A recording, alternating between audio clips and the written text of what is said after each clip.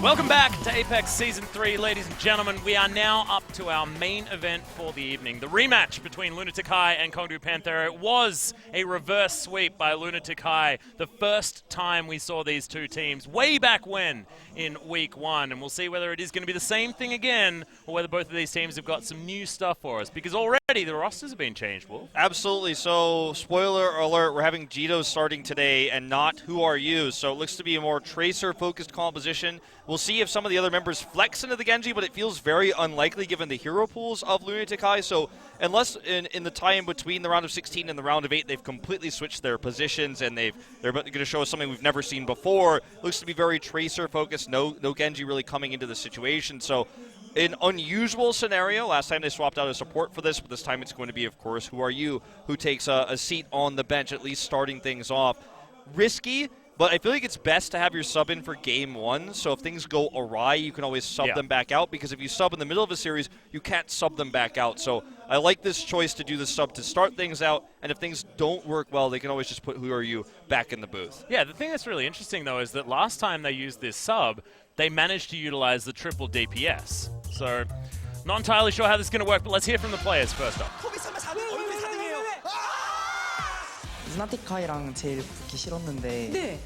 4번이 나와가지고 왠지 느낌이 그 라스칼 선수가 저희는 루나틱이랑 붙기 싫었는데요 했던 그림이 점점 결정이야! 솔직히 울 것 같았어요.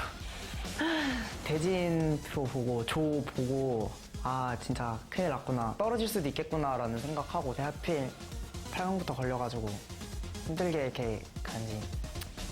사실 저도 토비 형이 고를 줄 몰랐는데 죄송해요. 좀 미안해가지고 뽑고 싶지 않았어요. 저희한테 또 져서 떨어지면 많이 슬프지 않을까요? 우승 경력이 있다는 건 기세 싸움에서 일단 이기고 들어가는 게 있는 것 같아요. 그 슬로우 스타터라는 친구가 있잖아요. 그래서 0대2로 밀리고 있어도 항상 뭔가 질 것 같지도 않아요. 저희는 똑같이 하는데 이겨요. 3세트부터. 상대팀이 한 2세트 따고 방심하나? 잘한다고 얘기는 들리는데 왜 항상 보면은 8강에서 떨어지냐 16강에서 떨어지냐. 우승하기 전까지는 계속 부담이 있을 것 같아요. 마이티전 때 패배하면서 약점 노출이 되게 많이 됐었는데 피지컬로만 승부한다 그런 얘기 안 나올 정도로 정말 전략적인 모습 많이 보여드릴게요. 16강 때는 사실 좀 지루했고요. 이제부터 진짜 대회 시작이라고 생각합니다. 어찌됐든 이기는 건 저희일 거예요. 이번 시즌에는 무조건 우승해야 돼요. 제대로 복수해보겠습니다. 저희 팀을 만나게 된 거를 정말 불행으로 생각하게 될 거예요. 8강 올라오면서 운 다 쓰셨네요. 지는 건 어떤 기분이죠?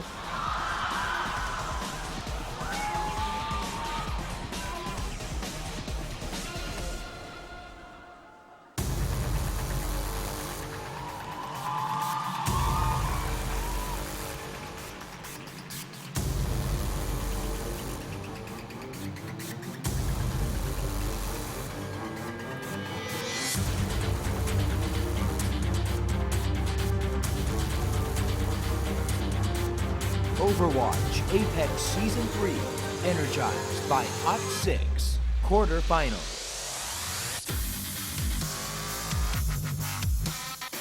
Today's matchup, Lunatic-Hai, Kongdu Panthera.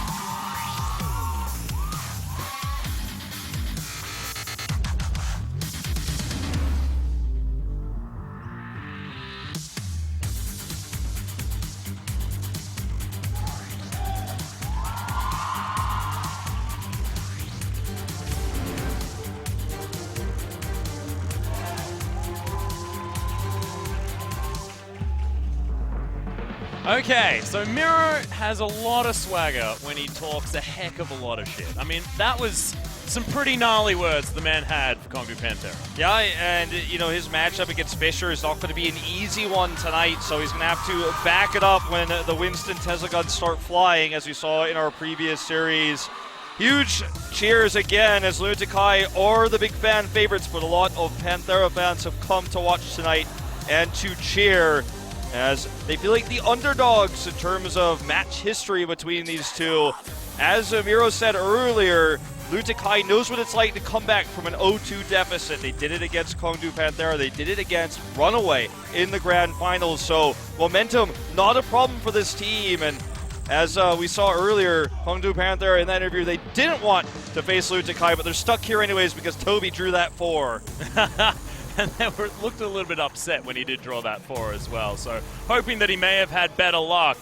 However, they've managed to take down Hongdu Panthera before, and they sound very confident that they can do it again. Let's have a look at some highlights. 상당히 좀 위기에 몰렸습니다, 루나틱하이. 좀처럼 3킬이 통하지 않는다 생각이 들다 보니까 다시 또 진경 하나 잡고 잡혔고요. 기도 2대1 교환의 상태에서 조금 더 킬이 안 나오고 있거든요. 아직까지는 Guido. 조금 빼게 만들거든요. 근데 오히려 반대로 자, 그런데 이정희 초월을 사용했는데 이렇게 끊기는 건 아쉬운 상황이고요. 자 위쪽까지 자 계속 보고 있어요. 이 선수 잘 쏘거든요. 아나를 괜히 잘하는 게 아니기 때문에 Ryu Jae-hong. 어그로 너무 잘 끌어줬네요. 위로 다 버텼어요. 아 미로가 또 이렇게 Miro. 원시분도 있기 때문에 그렇죠. 뒤에서 와 라카 옆에 같이 죽었어요. 3점이 보이는데요. 3점 보이는데요. 이만세요. 오 에스카 에임 Eska. 조금 전진. 근데 1점입니다. 네요. 그렇게 혼자서 얼마를 미는 거예요. 와 마지막까지.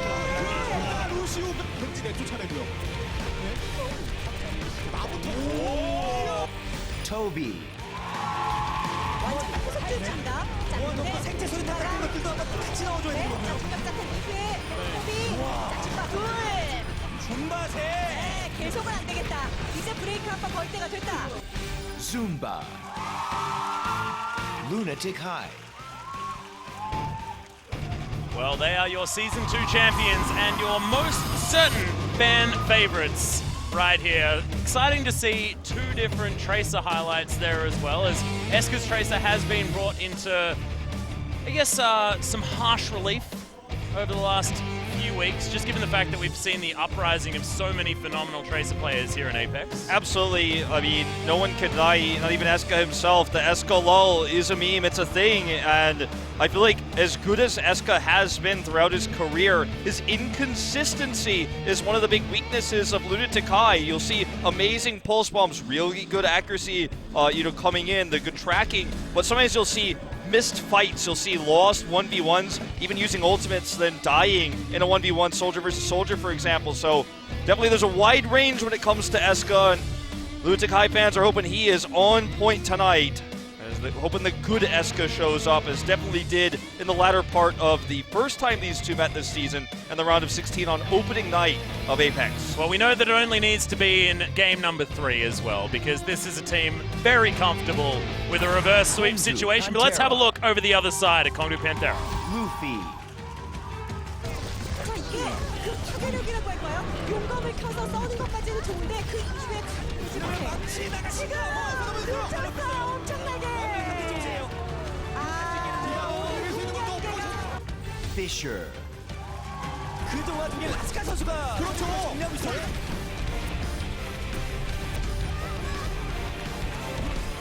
그냥 잡히고 부착당하고 자 이렇게 되면 완전 뚫렸죠. 완전 뚫렸죠. 축하드립니다. 홍대 파테라. 완전 그죠. 라스칼이 다시 한 번 이렇게. Rascal. 오히려 이거 그냥 굉장히 좋았고 한번 건너면서 자 조금 더 버틸 수 있을까요? 상대방이 잡아내면 좋아요. 네. 버텼어요. 야 이거 이렇게. Boy. 선수가 저기 보는 거 있었는데 잘랐는데 이건 나쁘지 않아요. 쉬워. 좋았어요. 야 마무리. 모두를 잡고 약간 뒤로 빠졌다가 물리지 않았어요. 잡아요. Bird Ring. 아 먼저 치면서 잡고까지 연계.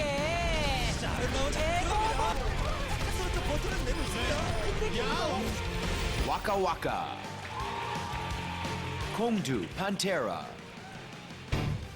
Well, his highlights made the DPS on the side of Kongdu Panthera look incredibly good, but I want to start talking about Void, because this guy's diva, we just saw Donghyun, that guy was amazing, but Void has had some of the most clutch plays that we've seen so far here in Apex. His tracking, I know we don't talk about diva tracking all too often, but it's, I mean... That sounds as much of a meme as my ridiculous... Sure, but I mean, in terms of his accuracy on the diva, his chasing ability to catch those kills, we saw that a lot in his highlights just there, but a lot of the highlights we saw from Kongdu Panthera in general came from their series against Lunatic-Hai, where they had those dominant first 2 games, and I feel like Fisher was one of the main reasons why. So in this new meta where Winston is so important, and also in Korea specifically, in Overwatch, diva is becoming more and more critical. It starts to feel like you can really see the gap in diva play between teams rising, quite heavily. In our last series, Donghyun dominated. I feel like that was one of the main reasons why African Freaks Blue had such an easy time. So these 2 players, not the flashiest ones, not the most famous on Kongdu Panthera, but perhaps right now, some of the most important. As we go to Control, we're starting things off on Lijiang Tower. All right, exciting to see Lijiang Tower here as our first randomized Control map. Not exactly the place where Lunatic-Hai generally take their victories. They were able to win Control the last time we saw them against Rogue, being able to pick up that 3-0 victory, but they did drop it to Mighty as well as Kongdu Panthera. So we'll see whether they're going to be able to once again move their way forward like they did against Rogue, or whether it's going to be a repeat of our first week here and Kongdu Panthera can get themselves off to a good start. Really excited to see, again, Rascal's Pharah coming out. We're very likely to see it on this map to start things off, so can Lunatic-Hai deal with that? That's going to be one of the big struggles they may face going to map number 1. Well, we'll see whether they can do it right now as we hop onto Control.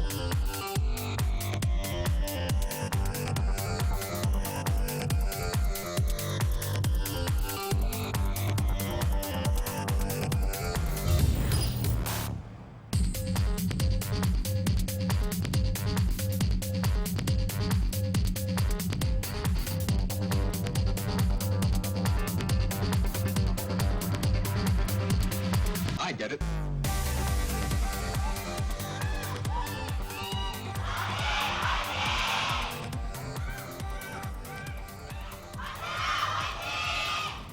Woohoo!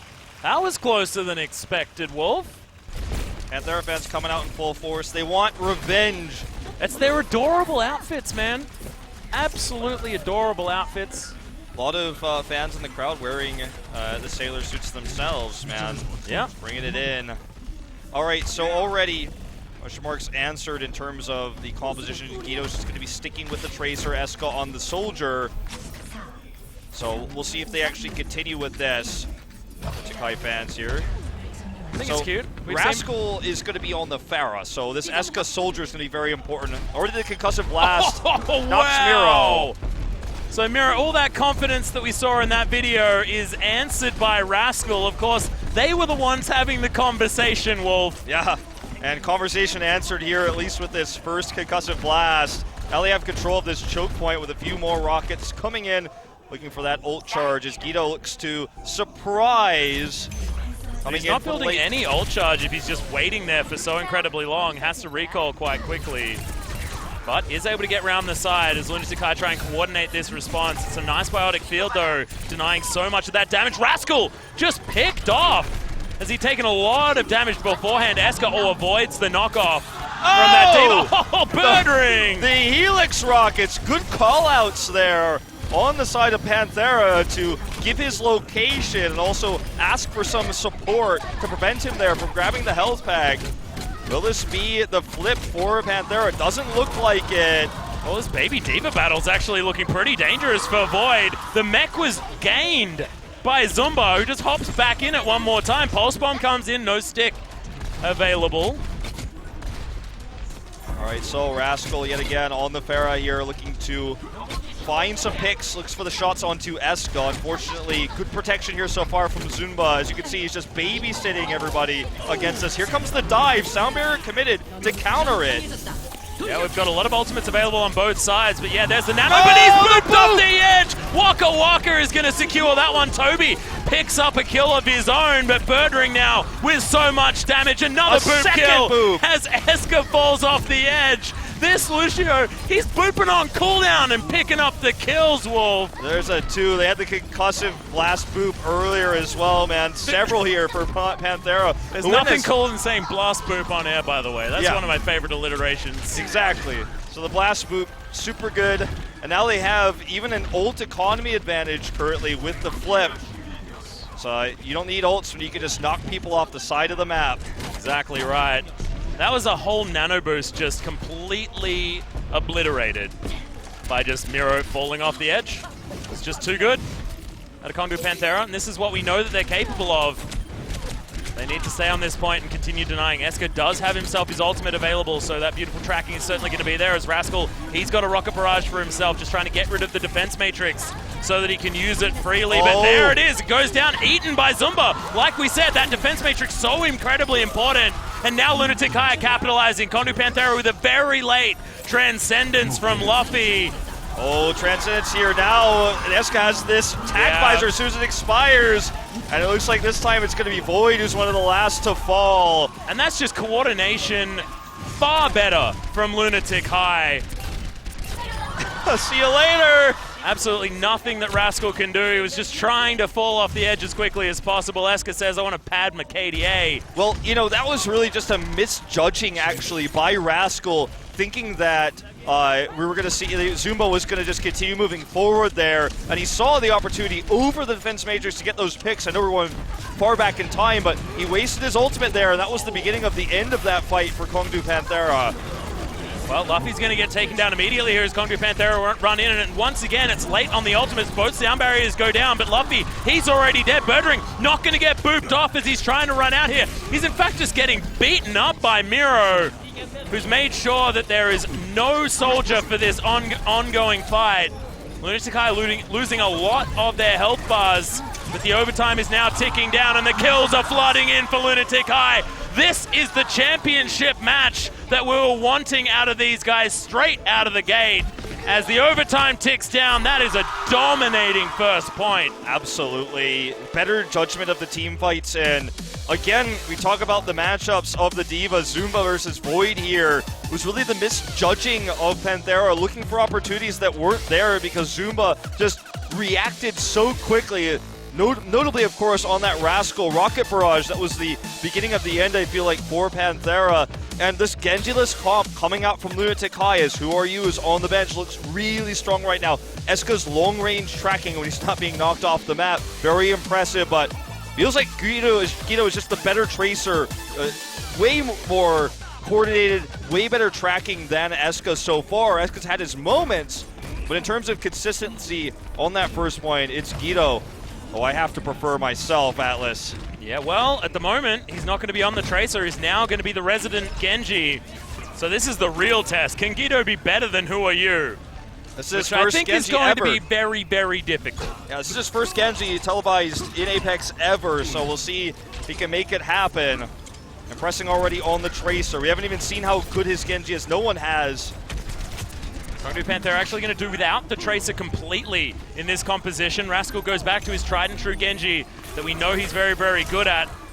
Jaehong actually off to the side here is going to be unharassed on the point. Rascal picks up the kill onto Guido as that Genji battle is most certainly... Oh! That's going to be earned as there's the knockoff.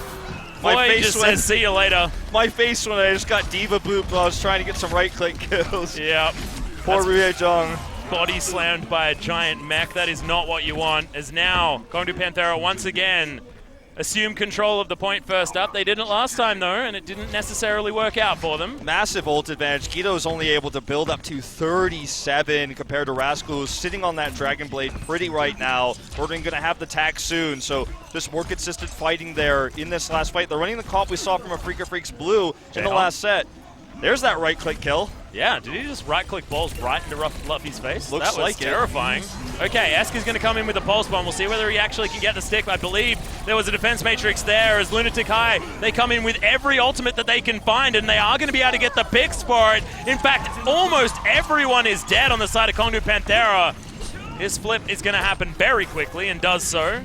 They start moving things up. Only 42% gained by Kongu this time. A very quick flip. The most important part of that fight was killing Rascal in Dragon Blade, but Kongu has 5 ults Dragon Blade, of course, notwithstanding, to push here to actually try to retake. Transcendence is going to be the first one used as Luffy wants to give some sustain here. Zumba has this very important self-destruct. He's going to pop it down here to regain his mech. Yeah, and Fish is actually just going to beat everyone up. Self-destruct comes in but doesn't net any kills. We'll see whether it's actually brought the fight in the position that they want it, though, as Miro's able to take down Luffy. Now on the point, Kongdu Panthera, they're ticking it up, and they are going to get the flip once again. And they still have self-destruct and sound barrier and tac visor available to them.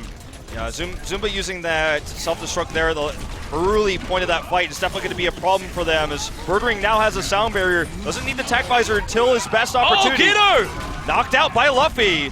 And just after he uses the Dragon Blade as well, so no opportunities. Birdring just utilizing his tracking right now, hasn't even pressed that Q button. Kongdu Panthera just feel like they don't need it, as we are going to have a cheeky little attempted flip, but Toby's going to fall. Jaehong's going to do the same thing. So Rascal dancing around with his Dragon Blade now, but possibly a little bit late. Yeah, not really necessary there. I like the more conservative style of Birdring, for example, as you said, just relying on his own aim more than the tac visor. So held on to it even after Zumba was knocked out of the mech.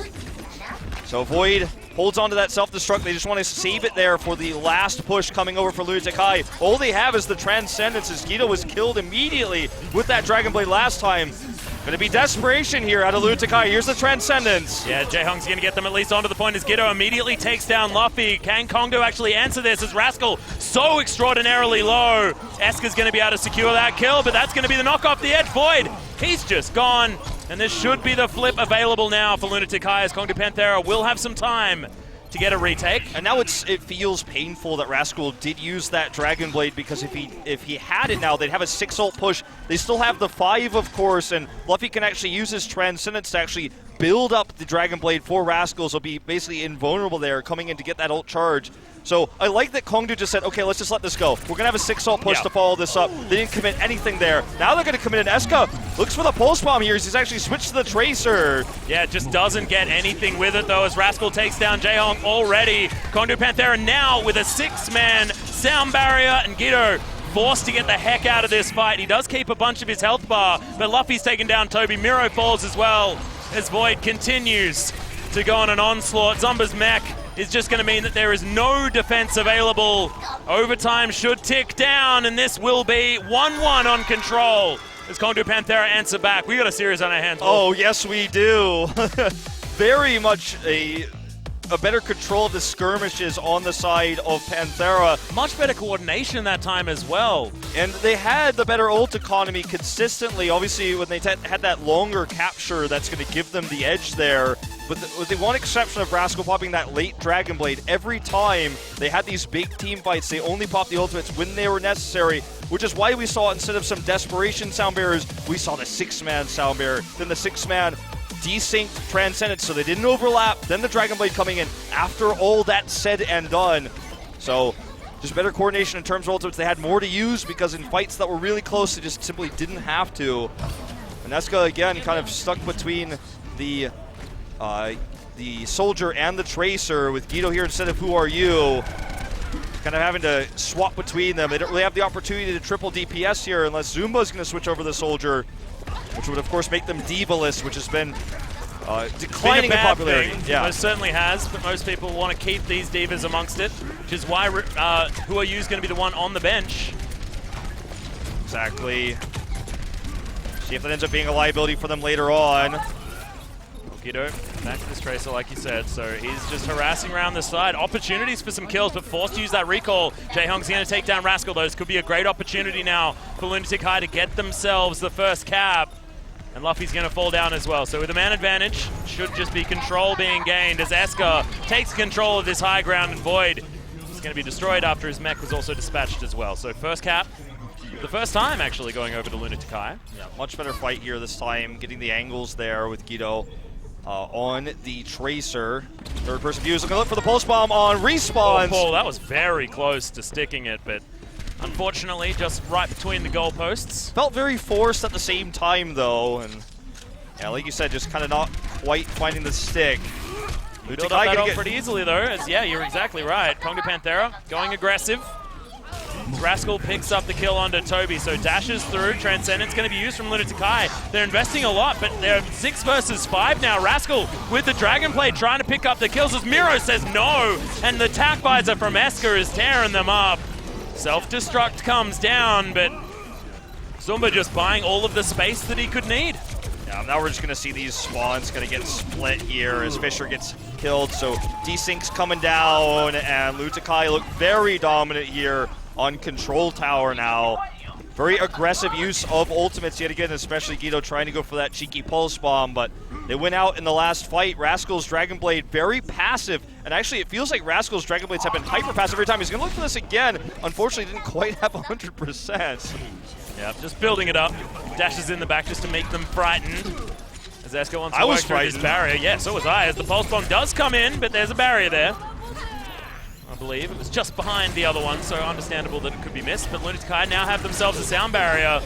They're using it to hold on a Goomba Stomp kill onto Waka Waka as Miro just dispatches almost everyone. Birdring's going to die after both of his supports. There's no utility. There's 87% now. Kongdu Panthera was so close to the cap. There's not going to be, another real push with this with the Desync spawns. There's no way. Now they're going to get spawn capped here at the entrance to the Control Tower. They're trying to prevent this Winston from getting in. It's not going to happen, and that should be it. Yep, there it is. No chance for Kongdu Panthera to make their way back. And look, we were questioning Lunatic-Hai on at least control point maps, but there is no question that first and third, of course, Garden and Control Center looked so strong. We can forget about Night Market, that's fine. May as well just play an extra one to help get your eye in. And Lunatic-Hai, our champions from Season 2, looking so strong. I feel like the coordination for Rascal's Dragon Blades have been really good, especially on Garden there, where we saw him get the sound barrier or the Transcendence, not overlapping and finding ways to come in and get the kills, but it was usually him that came in with the Dragon Blade. Kills were avoided for the most part, and then he was just kind of playing conservatively, never dashing in heavily. And I feel like that's kind of it can be scared, man. Yeah, it can be strong, obviously, when you're waiting for that moment, when you know if you dive in at that exact moment, then you're just going to be picked off immediately or slept, for example. But in the Control Tower, he was just Dragon Bladed and not even attacking, not dashing into anybody. So needs to make sure that when he does go in with the sound barriers and the Transcendences, he has those, he has those targets in sight. So it's going to be a tactical pause. You have to assume on the side of Panthera here will be. So 3 minutes to talk it out, as that was not the match they were looking for. I feel like they need to bring the psychologist into the room, because that looked like not the Kongdu Panthera that we saw in the first series against Lunatic-Hai, where they were playing aggressively. And this is looking even less coordinated than when they were first picking up a lot of criticism for having incredible mechanical skill but not necessarily being this coordinated squad. Now it's almost unforgivable, because we're close to a month in and still no real improvements as far as that is concerned. After they gutted Uncia, they picked up this amazing combination of players, especially in the DPS roles. Having Birdring and Rascal on the same team is disgusting, but they have to work together. We saw that on Garden, especially, with that rocket barrage that was immediately eaten, ultimates being just overlapped and not necessarily working. Like, the Transcendence plus sound barriers that were coming out at the same time were honestly unacceptable out of the team. Realistically, I mean, we've seen it happen in North America for about a decade, where you take big names, slap them into a roster, you say, this is going to be it, right? And at the start of the season, it felt like they had been scrimming well, they've been preparing well, going into the round of 16. It was like, this is the roster, this is the best Panthera we've ever seen. But in this second match against Lunatic-Hai, they don't look as dominant. Now, let's not forget, we're one map into the series. That's true. So I'm notorious for sample size abuse. And it was a 2-1, so still, you could definitely feel the mentality, especially on Control Tower, was the weakest. So just going to give their mentality a bit of a boost here, and the big question is, what map are we going to go to? So I really like Eichenwald here, actually, for Kongdu Panthera, because they're very good with the Bird Ring defense with the Roadhog. Not as common to see it from them on King's Row, so that's one thing they've got up their sleeve that could counter this heavy dive from Lunatic-Hai if they get the consistent hooks, or, knock D.Va out of the fight, for example. If you get a hook on a D.Va, remove that defense matrix, things get a lot easier. Could be used on King's Row as well, but I feel like Panthera really has a strong Eichenwald play, so That's what I'm looking for here. It's very likely just to be the standard King's Row. Perhaps they save that Eichenwald for later in the series when we get to the second hybrid map. I certainly hope that it's not Hollywood, because Lunatic-Hai have looked No way, fantastic yeah. on that map. Never want to pick Hollywood into Lunatic-Hai right Unless now. you want to go full hard mode, just for like, you know, sometimes jumping into the deep end is a good idea to help reset that mentality, but that sounds completely ridiculous. Even King's Row is difficult against Lunatic-Hai as well, because they do have fantastic strategies on both. So It's also Kongdu Panthera's their worst map in terms of hybrid, King's Row, which is rough considering it's the most standard, so you may have to face it in the best of 5 regardless if we go all the way. But for me, I'm pointing towards Eichenwald. If they have that special defense prepared, where they have the Bird Ring on the Roadhog. Tactical Pause has expired now, though. It's time to make a choice here. We'll see if Lunatic-Hai could just carry this momentum, because even though, as I said, it was a 2-1, a very close first map, and it was only one map, that third map seemed to be by far a different team for Panthera. well, I want it to be Numbani, personally. I feel like that could be amusing. And we haven't seen as much of it recently. But you're right, I mean, look at this. Zumba's just having a bit of a nap. There is absolutely no pressure being felt on the side of Lunatic-Hai. They know that even if they're down 2 maps, that doesn't mean anything. Miro just holds this team together. I like to see a scene like that with Zumba, though, as it shows, you know, the humanness of Lunatic-Hai. It also shows that despite the fact that they had that dominant third capture, that this is still a high-stakes match for them. They were barely able to get the reverse sweep last time, and the pressure is real. So it looks like we have a technical difficulty here in terms of Birdring's microphone, if I understood correctly. So going to have that sorted out pretty soon. Oh, looks like Fisher. Yeah, Fisher's microphone. Oh, so Fisher, sorry. Yeah, struggling just a little bit at the moment, but we will have that one sorted out. I've actually had that particular headset myself and ran into a couple of issues. So have I. It served me well for many years, but every now and then you got the headset problem. But Oh, yes. Oh, yes. vehicle of esports and all that. Yep. And also, you know, given the fact that, you know, we go home, play video games for a lot of time, these things tend to wear out. My biggest headset difficulty is I like to put my headset on my armrest on my chair, and then the cord And then gets caught. you like people's elbow it by accident all the time? Yes, and also my cord gets caught underneath the chair and gets wrapped around. That is my least favorite thing about headsets ever. I can tell you, I get entwined mad, cords. man. I've got... Look, it's happening right now, Wolf! It's a disaster! Be careful of your armrest, man. You never want that armrest cord. That is Yep. the worst. Where you're trying, someone Skype calls you and you miss it, and you're so frustrated because you're trying to grab your headset. And then you're frustrated, and it's like twisted around the armrest, and you push your chair back, and then your headset gets torn off, and your ears start hurting. It's just a disaster. Okay, You start bending your headphone jack, and you're like, oh, I'm not gonna buy a new headset. This is two dudes just talking about how stupid they are when it comes to wearing headsets. I'm sure most people don't have any problems. Most people just put it on their desk. Well, I put it on the armrest, okay, and maybe I shouldn't. Let's cut the problem off at the cause, shall we? Oh, dear. Well, that's not the problem that Fisher had, and hopefully he can get his sorted out as quickly as possible. Well, Lunatic-Hai is still anxiously awaiting the map decision here as we head into it, so it's not a whole lot of discussion going on here Hey, in the that's booth. true. I mean, we may as well just continue getting frustrated about headsets. Looks like headsets are coming back on, though, so it might finally be time. Fisher's got it in. Oh, yeah! It's time to see that map selection as our... We forgot to actually do a bit of a scan of the booths to see who's got their headset resting on their armrest as well. I messed up, man. Oh, dude. All right, is it going to be that Eichenwald? Going to be Hollywood. Hollywood, okay. So one of the reasons why you might pick Hollywood in this case, despite the fact that Lunatic-Hai have looked so strong on it, is they've shown so many games on it, and they've shown the proclivity to pick it because they've lost so many control maps. They've shown so many strategies on it as well. Yeah, Ryuja Hong played Widowmaker on this damn map. So when you lose control as often as Lunatic-Hai has, you have this map choice often, so they pick it so many times. They've shown those strategies you've talked about, so that's the counter-argument to them being strong on this map, is that Panthera has so much to study, so much to learn for Lunatic-Hai's composition. It's going to be important to scout it out very early on the attack, as Lunatic-Hai has shown several different types of defense here. Okay. Sounds pretty frightening for me, to be honest, Wolf. We'll see whether they can actually make this one work. Kongdu Panthera have thrown the gauntlet as we move towards Hollywood for map 2.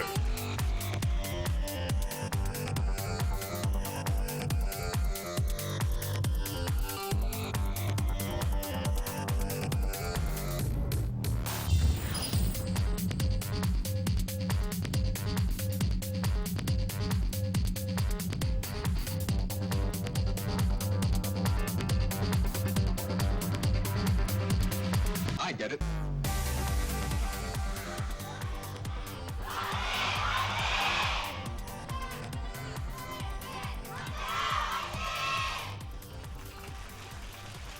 Okay, Kongdu Panthera, let's see what they have planned to try and stave off Lunatic-Hai. See whether it is going to be something like this triple support composition that they are flashing right now. Very likely solo DPS Bird Ring though, not the Soldier. So, or solo DPS Tracer, that's what Bird Ring will be playing with this. Swapping. Yep. So Rascal on the Ana, which we have seen before. Looks like they want to stick with it. And obviously this can oftentimes out-heal the dive, but it's definitely a double-edged sword because when you do run this, you lose your DPS quickly to the dive. If good targeting comes onto one of your supports as well, and suddenly your 2 support, the dive comes in, the momentum can swing very quickly. So the idea is to make sure that when the target comes in, the selection of Lunatic-Hai is immediately communicated so you can protect them, out-heal them, and then eventually just out-sustain the attack to force them to reset. Dance party over here. Yeah. Very well coordinated, just like the ult usage for Lunatic-Hai. I feel like most of us would want to do that if we were in that actual room, so I like it. Lunatic-Hai making sure that they're really role-playing this one out as effectively as possible, and also demonstrating the fact that they're still having fun. We saw in the booth that they did look very, very comfortable. That biotic grenade at least hit a whole bunch of them. It's Rascal doing some work. Okay, looks like it's going to be the low ground pusher on the backside for the most part here for for Lunatic-Hai. Eska actually was up here on the top, says sorry on that spray. As Kongdu Panthera just played super far back, just again trying to avoid that dive kill, sticking together here. Eska's going to get the Discord orb, so he does have to back himself away. Lunatic-Hai just standing on this point, though, without a heck of a lot of contest, as Void does eventually come back around. Now with all this sustain, can he actually be utilized? As that first tick is coming in very, very quickly. It's so, so close, as Lunatic-Hai are not moving from this point. It's not gained just yet, though. No one has actually fallen, as Void will lose that mech to start off with. Kiddo is going to be rewarded with at least the kill credit on that one, as Eska going down low but doesn't fall. Fisher grabs Toby for now, but Eska's taken down Void. Unable to get that mech back in time, as Luffy's going to get jumped on. Lunatic-Hai honestly dispatching Kongdu Panthera relatively easily here as they try to defend in Hollywood. Just wasn't enough damage coming out from Bird Ring alone, so Guido gonna pop this Dragon Blade. They are starting to get some defensive kills here, though, surprisingly. Yeah. Guido actually tries to get the Dragon Blade. It's just gonna be the defense here now. 2 ticks only is the slow trickling in respawns. Eventually, with the triple support, out-sustain Lunatic-Hai, but at the beginning it was the lack of DPS. Well, somehow, like, Void was taken out, and I was like, okay, looks like this will be the opportunity for Lunatic-Hai, but it was Fisher being kept alive for so incredibly long, being so sticky on that point that was able to give it to them, as Lunatic-Hai are going to invest their Transcendence and then the Sound Barrier. It was nicely, I guess, coordinated between the two, as they do hold on to this point for a little bit longer. Kiddo with a massive triple kill, gets the priority targets there as well. Both supports are the dead. deny on the remake as well from Void. Timing it perfectly there with his combo. That's how you do it. That's going to be the cap for Lunatic-Hai. 4 minutes and 8 seconds of time pool. Gets a second Dragon Blade from this. Man, who are you? Step back, my friend. You have certainly got competition within your own team. This is, again, Guido's first time playing the hero in televised matches, so when you see him playing it this well, it's a little bit scary for who you, as you kind of just alluded to. Oh, yeah. He's got competition now. So, I mean, the issue with Panthera there for the beginning part of that push, was, and part of the reason why Lunatic-Hai had the ult economy lead, was just because they couldn't find any picks. And Lunatic-Hai was lower on health bars, but they eventually just got the picks they needed. When Void went down, you were absolutely right. That was the beginning of those ult charges coming through. Well, Zumba actually just holding onto his life here as he backs away. A lot of picks now coming through for Kongdu Panthera, but Lunatic-Hai hold on to most of their ultimates. They're just building up towards Toby and Jaehong's ones themselves so that they can go in for another push and give this Dragon Blade a little bit more room to maneuver. Eska will probably throw out some pulse bombs where he sees fit. Otherwise, I have a feeling that the rest are going to be relatively coordinated. Stressful 1v1 here, Eska versus Bird Ring. Birdwing obviously more defensively positioned, so actually going to win the trade for now. Good blinks there, but it's not enough against the healing that Birdwing had. Eska making a mistake there to fight into that one. Whoa, and look at this. He's going to translate that into a quadra kill for Birdwing. It all seems to snowball. And Lunatic-Hai are going to have to go for another one. I have a feeling that they already knew that they would have to try this again, but look at this. We're reversing through the streets phase. They wanted to get that first pick to shove to a place where they could 6 ultimate to make sure they got the checkpoint, but Eska really committing in there, trying to force that 1v1 on the Tracer who had the health pack advantage and the healer advantage. Just a mistake there as Dragon Blade comes out for Guido now. Maybe they commit to several ults here. The sound barrier used from Toby as well. But that was both supports already dead. There is no sustain now available for Kongdu Panthera. They have to back themselves away. They don't have the Transcendence, but there is at least a sound barrier that they can use, but there's Transcendence on the side of Lunatic-Hai. They utilized only 2 ultimates in order to gain that one back, and they still have the 4 left that they'd already built up, so it's nicely done. Yeah, Panthera has several ults, but like you said, with very few used for Lunatic-Hai, it might not be enough. They're going to definitely try to stop this for the checkpoint. Or will they? Waka Waka alone. As well. I mean, the run back from Lunatic-Hai is actually quite difficult. A lot being thrown down from Kongdu Panthera, though, that Waka Waka is going to get destroyed immediately. Oh no, Eska just kills himself. That's a disaster. Okay, Lunatic-Hai are able to still at least pick up a kill on Luffy, and the self-destruct is going to grab Void. Birdwing taken out here as well, as Mira will pop that very important Primal Rage, and we'll get the checkpoint here. Eska's definitely not had his greatest moments on the street space here of Hollywood, but it feels like the rest of his team have at least dealt Are you saying Eska's getting carried, Wolf? I'm not saying those specific words, but I may be alluding to a similar sentiment, Atlas. Just want to let you be held accountable there. But that's what that moment certainly felt like. Walking into your own pulse bomb. I mean, we've all been there, but it feels bad. Feels bad. Not the first time for Eska, but anyways. I tripped on my pulse bomb. I tripped on my pulse bomb, guys. The push continues, though. Obviously, a lot of ults used for Lunatic-Hai with that last one. So they're again looking for some ult economy here as they shove it forward. A lot of harassment going down. Here's the sound barrier actually used already. They want to force this. Yep, they throw that one in. Kongdu Panthera also invested the Transcendence to keep themselves alive, and they've traded 1 for 1 so far. Guido falls down. That could be a big deal here as Rascal did utilize his ultimate. Birdwing picking up a couple of these kills, and it's nicely done. Kongdu Panthera do get control of this payload once again. And Lunatic-Hai will need to regroup, but now only with 2 ultimates by the time they get back here. One of them being that Pulse Bomb, the other being that Transcendence. Yeah, the rollback here too. Guido gonna switch onto the Roadhog. Yeah, Mira on the Reinhardt as well, so a big swap here. They just want to get some picks early with the grabs and potentially some charges. Looking to get that Earth Shatter here in the next 70 seconds as Rascals switched over to his main. Catches Eska. Nicely done. Oh, there it is. That's so huge for this push that only has 60 seconds left. Very well done. We've seen Rascal flex into this many times already this season. Normally with the Roadhog to pair. That is beautiful. Using the wall to make sure that they can try and lock down this tank, but it doesn't seem to matter because the rest of the front line's being destroyed regardless. Miro lasted so long and they just picked up the rest of the kills elsewhere. Yeah, Birdwing nearly with the 4 there. Zuma just being completely ignored. Needs to get out of here. There's the right click to finish him off. It's another respawn desynced. They didn't get the whole hog they were looking for, the Earth Shatter. No picks with Guido on the Roadhog, so this swap was definitely a big commitment for Lunatic-Hai, but they may regret it now. 20 seconds to go, and only the self-destruct.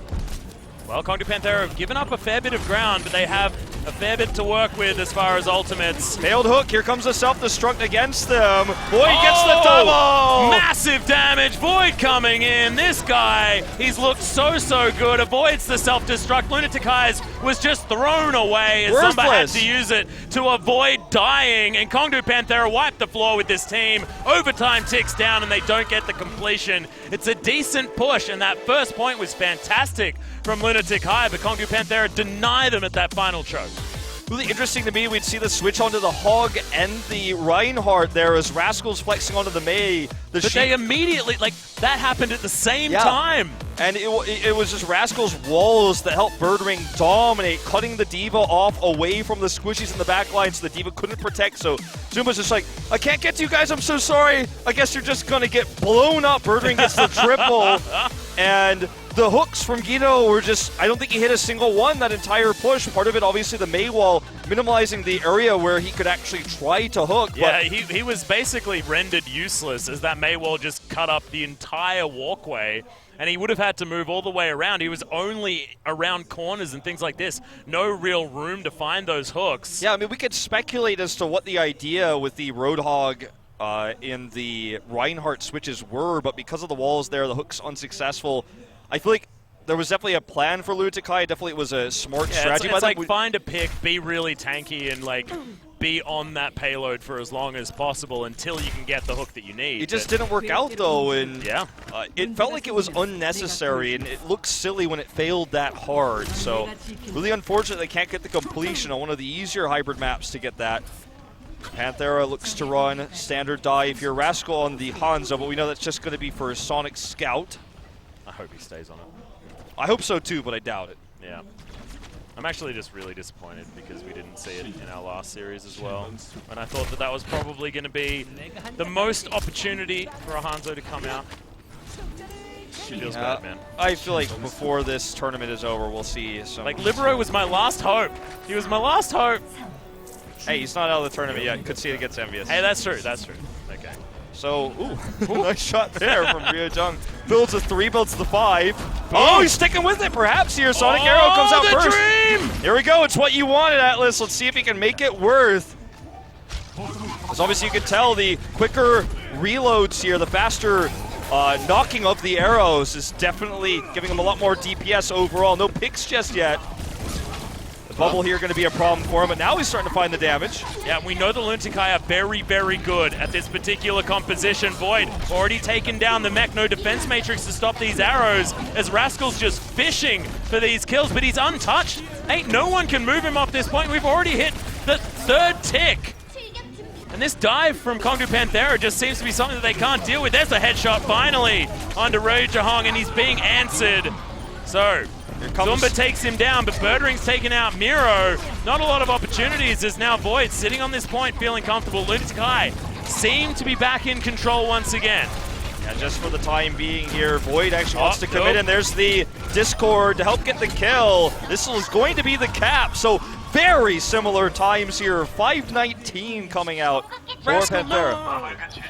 So, but part of the reason why I feel like we saw that Hanzo play, obviously the buff is a big factor, but you can actually get one-shots onto heroes with this. You can do a massive amount of burst damage. That's true, I guess that triple support makes sense. You counter the triple support, and then obviously when you get the big Hanzo ult coming out, that just basically kills people instantaneously. It didn't matter there in the end, but kind of a cool concept here that worked out very well for Rascal. Yep, now going to move over to his beloved Genji. We are going to have Luffy throw down the Transcendence just to help move this one along. It's answered by the sound barrier from Lunatic-Hai, who want to take back control. The double kill! Void just seems to find the self-destruct kills all the time, then grabs Zumba afterwards. Like, should this not be happening, Wolf, or is he just that good? I don't understand. I feel like he's definitely really good. The coordination we're seeing here from Panthera, really good. Watch this, just up into the sky, and there's no way to retreat here with the Winston diving in. Fisher actually preventing their retreat there, so kind of a coordinated attempt between Void and Fisher. As I talked about before this series even began, I feel like those are going to be the big duos that are less flashy than what we're seeing from Birdring, but absolutely make the big plays. They're shown sometimes off screen. Okay, here comes Fisher diving in the back, looking for Ryo Jung. But Guido's already died. Birdring found the stick with the pulse bomb. And that's going to make it 6v5 very early on. He's got Primal. They will lose a heck of a lot from this as Fisher, you're exactly right. Going ballistic. And this is what, the 4th self-destruct we've seen from Zumba, completely worthless. Why even use it here? You're alone, you're not buying in time for anybody. You're just hoping for mistakes when you're using it like this, and now that's going to be the cap. Do it, and he's like, don't you normally get 3 kills with this ultimate? Like, it's like press Q, get 3 kills, right? No, certainly not how that one works. Definitely not. So Rascal now about to have that Dragon Blade as the push continues. A huge time bank for Panthera as the crowd is silent, as this looks to be domination here. Guido looking for the pick with the Helix, doesn't find it. Well, we found that this final push is the most difficult one, especially as far as defender's advantage is concerned. So Lunatic-Hai want to settle themselves in, make sure they can take control, but this keeps moving as fast as it is. This payload could certainly just park its way forward. Remember, they don't need to make the full push. They need to get just into this doorway, which is a lot easier to do. Rascal's in the already, pot. This oh got a good man, angle. they've taken so many kills already. Rascal grabs Ryu Jahong as Miro's gonna fall to this big sword that he's just stabbed into his back. Boyd comes through with the kills as well. And that's it, man. That is going to be the completion. No one can even touch this team right now. It looks like Hollywood was the right choice for Panthera. Very well executed. The Hanzo push to build them the early time bank, and then just consistent fights, the old economy advantage. And, you know, I keep focusing on the D.Va matchup, but especially on Hollywood. Boyd absolutely was a better D.Va than Zumba. The self-destructs, the coordination with Fisher, with Birdring harassing, Rascal harassing, stopping them from retreating there. I feel like this is going to be more to come like this one with good self-destructs. And I love it. Like, you go back to Lijiang Tower, and that was Zumba being there with the defense matrix, making sure that he can hold his team together, and that was able to net them the 2-1 victory on that map.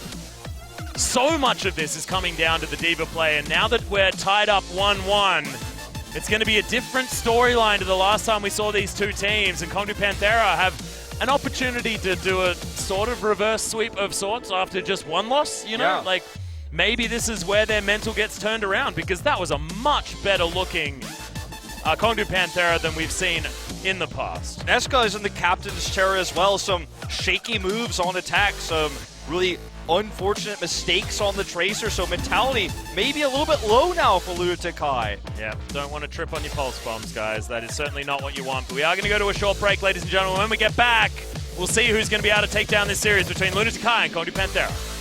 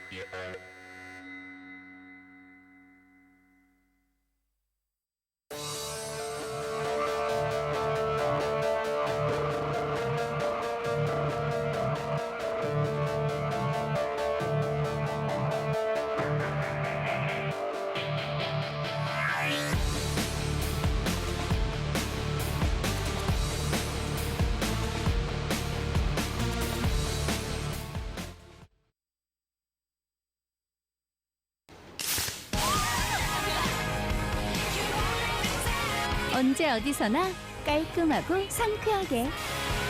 이런 게 트래비 스타일. Stylish sparkling water. 트래비.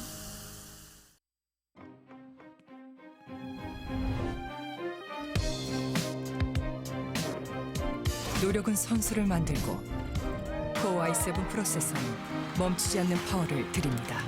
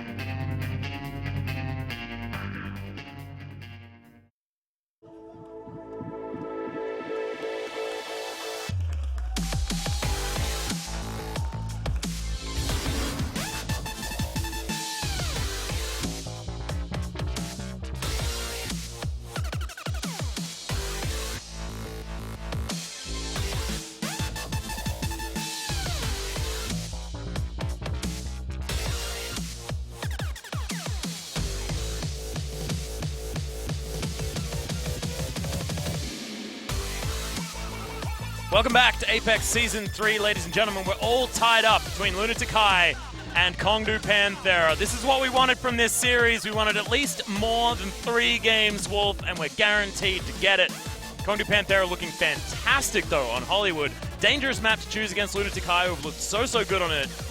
They had their number against a triple support there with the Hanzo opening, which was rare, but worked really well for them. They forced Lunatic-Hai back and took control there, knocking Zumba out of the Diva suit, which again I want to just highlight once more, specifically on Hollywood. Boyd definitely had the better Diva play, pairing there with Fisher and Rascal. Shout out to Rascal's May play as well at the very end. That ice wall was stunning, making sure Miro had nowhere to go. We are going to see what our 2CP is. It's going to be Volskaya Industries. Thank you so much, Universe. So definitely one of our more common 2CP maps this season. Definitely not as common in previous seasons for reasons everybody knows, but it's definitely more figured out now. The Sombra play is dictating how this map is done, very much so on attack and defense in most matchups here, most best-of-5s we've seen. So I think that's going to be a key factor going into this one. This is obviously the map choice of Lunatic-Hai, so if they're going to innovate, if they're going to go against the grain of the meta, now is the time to do it. Yeah, and look, I'm excited because Rascal Sombra has looked very good, especially on 2CP. Yeah, and he's one of the only players that is a DPS that plays the Sombra. Of course, we saw it from Taimu as well. Yeah, I feel like we've seen a heck of a lot of different players playing the Sombra. It's like everyone wants to flex to it because she's so much fun. Well, we'll see whether she's going to be played on 2CP right now.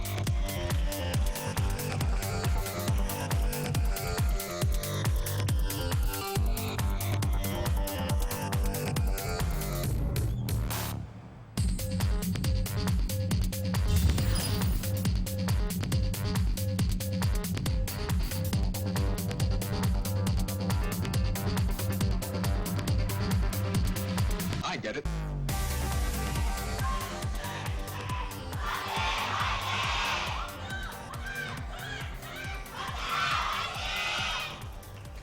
Okay, welcome to Volskaya Industries, ladies and gentlemen. We're sunny Russia, sunny and cold. Is it really sunny? It's Yeah, a it's a bit sunny. bit cloudy. It's a bit just hazy. behind it's behind the building. It's the sun. I mean, it's a bit I mean, it was There like is some, there it is was some like bloom fog. going on, okay? I don't know. I mean, it looks pretty foggy, hazy, and cloudy to me, Atlas. I don't know what to call it. It's like also- daytime, okay? It's also the sun like, exists at it's also one point. mid-evening. Like, I'm like, I don't know, man. That's actually the moon. Somehow we're actually on Lijiang Tower, which is just definitely darkness all the time. It's really cold, screwed up. it's dark, it's dreary. Okay, but I mean, there is a sun in the sky. We saw it. I'm pretty sure it was the sun, not the moon. Well, Lunatic-Hai starting off on defense. Once again, standard 2-2 composition. Genji-less, given the fact that Who Are You isn't there, but Guido did look good. So it means that they can certainly flex to whatever they want to do. But his Tracer has looked fantastic as well, and we'll see whether this is going to be the way they hold on Volskaya. Because on defense, there are a few interesting options that you can go for, and funnily enough, we don't have any Sombra at all. Yep, none. So just going to be the 2-2-2 with the Eska Soldier and Guido on the Tracer. So more of what you'd expect to see on kind of any other map in terms of high ground defense. The lack of Sombra, though, definitely unusual. Birdring dives into Eska. Immediate protection, though, coming up from Void. That's what I like to see. Yep, just teaming up together, getting him off that high ground, and he has to run all the way around if he wants that position once again. Both supports jumping down on the side of Lunatic-Hai, so that high ground advantage most certainly not there. However, it doesn't matter because already they've picked up 2 kills. Kongdu Panthera will need to move back, but Miro sacrificed a lot of his health bar for it. Yeah, I meant to say Zumba, of course, the protection, not Void in this case, who was able to mitigate almost 100% of the DPS coming out from Birdring there, nearly getting the pick. So forces them back, burns some of that time bank as everyone resets for another push. Looks to be a coordinated dive this time. Yeah, See where they decide to go. I didn't understand the idea of Kongdu Panthera there, but it just flat out didn't work because it was all just the stragglers then. As you know, that big dive happened from Birdring, couldn't find any kills, and then everyone was scattered and mixed up as, okay. Just looking for the dive onto Eska. Consistent defense here, though, for Lunatic-Hai to prevent this from happening. Oh, Jaehong's gonna get taken down. Fisher does get in the back, just Tesla's his face off. Luffy on the high ground now. With the high ground, should be able to get something going on. Kongdu Panthera playing this triple DPS composition, but utilizing it a different way. Yeah, with the solo support Lucio here, having Luffy flex onto the Soldier, pretty rare to see for Panthera, but it will get them a very early cap here on Volskaya. The attack, the attempt was on Eska. The block came through from Zumba, but then it was Ryujong who was exposed there, and I guess you take what you can get and you collapse it onto the point. So good coordination from Panthera. You could tell how they were moving, that they were definitely looking to get whoever was exposed there on the high ground. The question marks for Lunatic-Hai that were brought up, though, were the fact that sometimes countering the dive onto Ryujong has been an issue. His Zenyatta especially has found himself susceptible in a lot of these matchups. There's the Pulse Bomb, going to really weaken that mech, is taken down there. As you can see, Guido gets in. That should be no a reset. defense matrix, and Void so important here for Kongdu Panthera. Should be able to get that reset. Exactly right, Wolf. Guido's just going to try to get as much percentage as he can out of this. That's why he's going for the chase, but Panthera will set up for now potentially this 6-ult push. This is going to be terrifying for Lunatic-Hai. They have a lot of tools themselves, but if they use it once, then Panthera, if they get a slight edge, they have such a large time bank to work with to get the double cap. Let's see how they want to play this. There's so much damage available to them as well with all of these ultimates.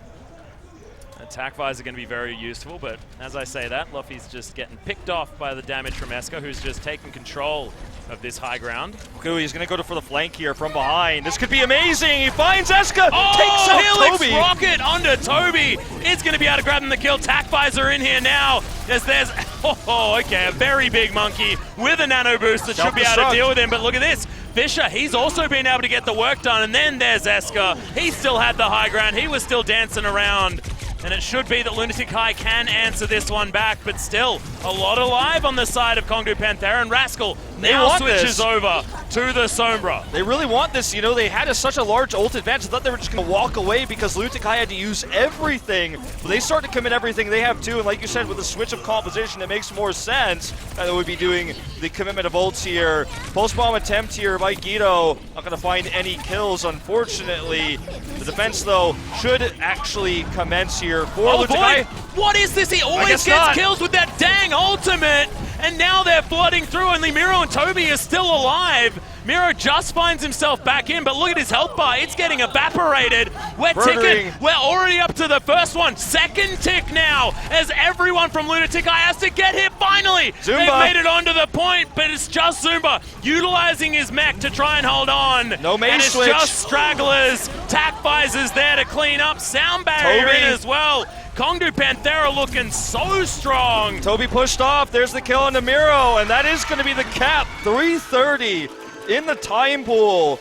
They had the huge ult advantage after that first skirmish. Lunatic-Hai dropped everything they could. Panthera got a slight edge in the fight, but you would have thought that with defender's advantage, Panthera was going to walk away saying, okay, we only used a few here. We're going to have another stronger push. We've got a large time bank to work with. But they came back in quickly with Rascal. He got some good hacks off there, but it was mostly Birdring just finding the consistent picks. Whenever they got the kills onto Zumba, he was just running away with the fights, and so... But never overextending as well, Wolf. He was always back with his team, able to defend, so that Guido couldn't go completely ridiculous in the backline as well. So his support was protected. Void was always there, of course, with Defense Matrix as well. Lunatic-Hai also didn't have the answer for Luffy's flank, his sudden Helix Rocket extravaganza. Well, and that was a full nano boost invested just to deal with this one soldier that had already got 2 picks. His job was done, and then Miro had to stand there and utilize the entire duration of that damn thing to get through the biotic field that he was standing on. He wasn't doing any peel during that entire time.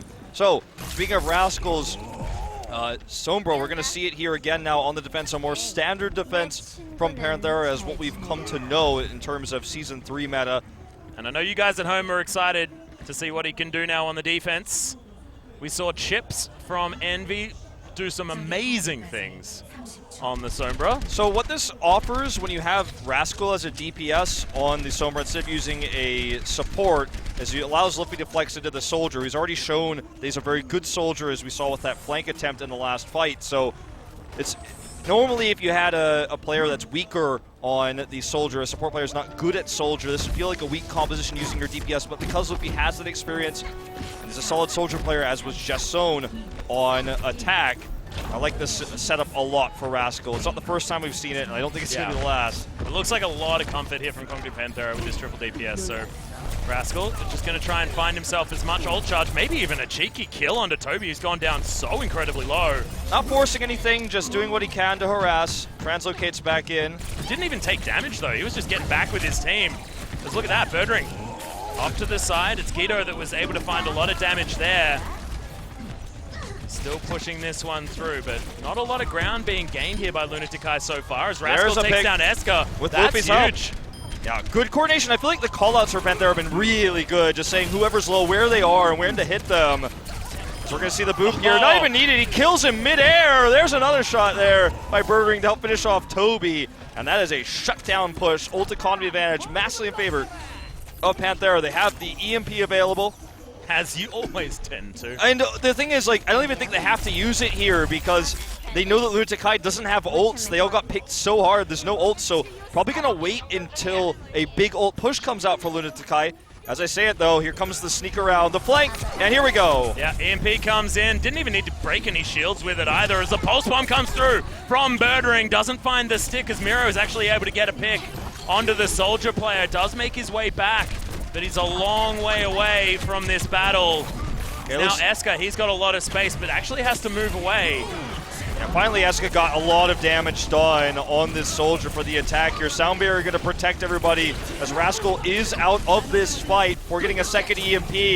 Eska's got the nano here, but he's pushed into the corner. Can't get that health pack. It's hacked. He has the tac visor. Doesn't want to use it in this situation. Down he goes. Wow, so strong from the front line here on Kongdu Panthera's side as they're answering back with the kills. Guido tries to get the recall, but Luffy's just going to kill him. Tac visor answers it just because, you know, the tracking's so good when you've got that ultimate running. Yeah, for sure. That's how you track. It's beautiful, some would say. Yeah, some would say. Some idiot commentators. Who would say that? No one would ever say such a silly thing. Oh, just ridiculous. More hacks coming down, though, from Rascal. He's got the EMP now, and in terms of ult economies, SKA, he didn't use his tac visor because he died, but may just get shut down because of the EMP. Rascal just drops it down here a little bit desperately, but already Zumba's out of the mech, and that means no protection for Eska. We're not going to see a tac visor here. That's exactly what that EMP was for as well. There's just no defense matrix. You can't save the mech. And look at Kongdu Panthera. They're not even on the point. They don't care about it. They're killing everyone. Guido just dives into that freezing ocean and now needs to figure out what the heck Lunatic-Hai are going to do with only a minute remaining. Rascal nearly with another EMP. Also, Guido tossing that pulse bomb out, definitely a mistake because there was just no way they were going to turn that fight. The targeting again on the Diva, which is, as you said, what the EMP is designed for. So Eska still has that tac visor, but again, just like the last fight, if he can't use it, it doesn't matter that he has it. Here comes a pulse bomb, eaten by Zuma. Good protection here. Yeah, really nicely done. Coordinated strike as Zumba's taking so much damage. It seems that eating that pulse bomb didn't even really matter because he's still going to lose his mech. Eska, he's got the tac visor, he's got the nano boost. EMP. There's the EMP coming out as Rascal's then able to take down Guido, who just could not jump around like the Tracer he is. On the other hand, though, Birdring's going ballistic. Look at all the kills from Kongdu Panthera. There's only 20 seconds remaining, and Lunatic-Hai haven't got a single tick on this point. Zumba had to commit there to the defense matrix to protect his Ru Jae-hong, his Zenyatta player there when the dive came in from Birdring, which means he didn't have it to protect Eska. And as soon as the attack visor was popped, you see Void come to him like a magnet with only the Primal Rage. Let's see what Lunatic-Hai can get done. Self-destruct up into the sky here. Yeah, no one can even get to the point. Oh god, Eska's been picked off. Birdring gets the stick, and that may have just won them the assault map here on Volskaya Industries. This was Lunatic-Hai's choice, and it's looking like it won't be a success. Overtime ticks down, and Kongdu Panthera move to match point. One went away from getting revenge. They had the 2-0 last time they faced Lunatic-Hai. The reverse sweep came in. It wasn't an easy one. Each game of the reverse sweep that Lunatic-Hai took all three. Very, very close. But Panthera looks more dominant tonight in the maps they've won, Hollywood and Volskaya, than I feel like any of the maps they showed on opening day of Season 3. And when you look at how they're playing this, the harassment always going onto the backline. The problems here for Lunatic-Hai, I really feel like you have to draw them onto Ru Jae-hong and you have to draw them onto Zumba. Because Ru Jae-hong is always out of position and Birdring is harassing him, forces Zumba back, which means no one's protecting Eska when he's on the Soldier, which is part of the reason why I feel like we keep seeing the swaps with Eska and Guido, with the Soldier, the Genji, and the Tracers. They just can't find the protection for the Soldiers. They keep going back to what they know with the Genji, which Guido isn't even that experienced on in terms of televised matches. So Rascal is finding the harass, Fisher's finding the harass. The defense matrices have been used early for Zumba, and they get punished for it a lot of the time. Looks like it's time for a tactical pause here, and warranted, because in terms of this composition, you may even want to consider bringing Who Are You back into this, because I feel like this is not working out. Eska I don't on even the know Soldier. whether bringing Who Are You back in is actually going to solve any of their problems, though, because like you say, it's on Ru Jae-hong and it's on Zumba. Both of them are necessary, right? You need both of these guys in there, but it's inconsistency from both of them. When Ru Jae-hong is playing well, he is a god. It's undeniable, right? His honor is legendary. We all know that this is Lunatic-Hai. This is a team that has established itself as one of the best in the world, if not the best, right? But Kongdu Panthera is honestly finding the weak spots in this team and pushing so hard to try and deny it. And also, what makes this team good is honestly where Lunatic-Hai have shown the most weakness. Yeah. Birdring's dive on the Tracer, unbelievable. And look, we've seen Ru Jae-hong be brought down by that one, especially on his Zenyatta. We saw it in previous series. And Zumba is just being out-diva'd by Void the majority of the time. And some of the blame has to be put on Ru Jae-hong because he's getting out-diva'd many times because he has to use Defense Matrix to save Ru Jae-hong, and it looks sick in the moment, right? Defense Matrix comes up and it looks like, okay, this is just a total waste of DPS coming out from Birdring. What is he even doing? Until he recalls, comes in and hits Eska, who no longer has that protection. Or during the fight, Zuma gets knocked out of the mech while he's hyper-committing because he's going to a place where he should never be, because Ru Jae-hong should never be that far forward as a Zenyatta. We saw so many of his first-person views today, especially on Hanamura, where he was looking for the picks, looking for the kills, looking for the flashy plays, the right clicks. But when you're going in this heavy against a team that's designed for anti-dive, when they have the Sombra and they're looking for harassment onto Eska, I just feel like you can't be that far forward, you can't be that aggressive. Yeah, and the Sombra has become like such an incredibly pivotal part of the meta as well, especially on Assault. Like, Rascal, people have been excited to see it once again. It came out and it delivered as well. Every time he had an EMP, it was thrown out, the priority targets were then taken down, and Lunatic-Hai had multiple opportunities to switch up composition. They did nothing. They just stuck with what they were doing, and like an insane person, tried again as if they'd achieved different results. something I wrote down in my notes and in my research of leading into this matchup, especially in their matchup against Panthera last time. They struggled to adapt.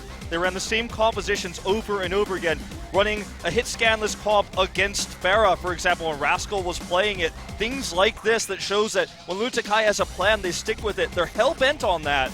Stubbornness, and when it's not working, you see the swaps with the Eska, Guido, and of course Zumba switching around who's playing which DPS, but I just feel like the play we see from Guido, yes, he looks to be a decent Genji, but the coordination is not there. When the focus is on Guido, the focus isn't on Eska, and Rascal is just playing a better Tracer than either of them, which causes Zumba to have to go into this defensive place that he just uses defense makers too early or gets picked. So for Lunatic-Hai, as we move into Escort, I mean, it's tough, man. I'd say avoid Dorado. I wouldn't because I love the map, but I understand exactly what you're saying.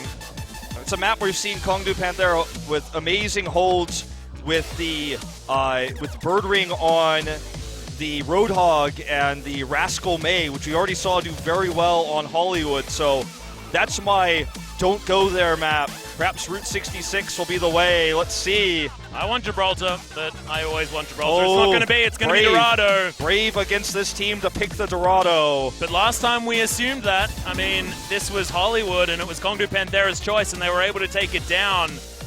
Then Volskaya chosen, but dispatched by a very confident Kongdu Panthera who had all of the answers. We have to remember that that was a Lunatic-Hai decision to go to Volskaya. And it was obliterated. That was honestly a schooling. They had a 3-minute 40 time bank moving into a full hold on the first point. And just no Sombra play coming out whatsoever, just not playing the map to what we accept to be true in terms of Korean meta. We just did not see it. And we'll see if Panthera wants to run that Roadhog May defense that had great success for them in the past. Well, we'll see. Might even see a Junkrat as well because it was so successful on the attack, but I don't know about that one. Let's just do it. Let's hop onto Dorado.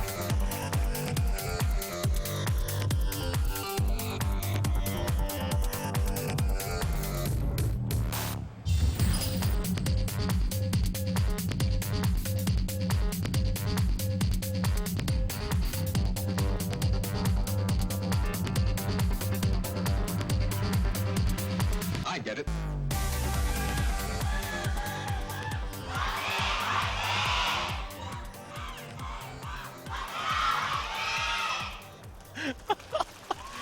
Oh, wow. That fan was very, very excited. And look, Absolutely. I would be too. Cheers here for Lunatic-Hai. Stay strong when they're down here. Remember, this is not the first time they've been down in a series with match point against them.